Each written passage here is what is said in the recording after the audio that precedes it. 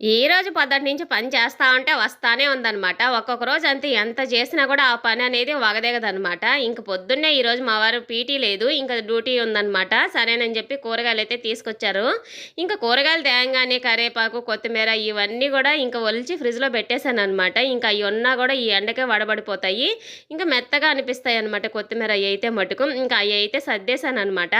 ఇంక తర్వాత మిగతా పనులన్నీ అయిన తర్వాత బియ్యం అన్నీ కడిగి పెట్టుకొని ఇంక ఇయయితే సర్దుతా ఉన్నాను. ఇక్కడ మా లడ్డుగాడైతే హెల్ప్ చేస్తున్నాడనమాట. కొంతమంది అంటా ఉంటారు ఆడపిల్లే పని చేయాలి, ఆడపిల్లే పనులన్నీ నేర్చుకోవాలని. అదేమీ అనిపించదండి. మగపిల్లోడు నేర్చుకున్నా మంచిదేను. తల్లికి సాయం చేస్తే ఇంక అంతకన్నా మంచిది ఇంకేముందండి. అలవాటు ఉంటది. ఇంక సాయం చేసినట్టు ఉంటది. ఇక్కడైతే మటుకు మా వారు చెనక్కాయలు తెచ్చారు. వాడికి చెనక్కాయలంటే చాలా ఇష్టం అనమాట. వాటికి బురద అంతా ఉంటది కదా! ఇంక నేను కడుక్కొనొస్తాను మమ్మీ నువ్వు ఈ సద్దే లోపల అని చెప్పి అయి తీసుకెళ్ళి ఎనక వైపు ఇంక ట్యాప్ కింద పెట్టి బకెట్‌లో పోసి నీట్‌గా కడుక్కొనొస్తున్నాడనమాట.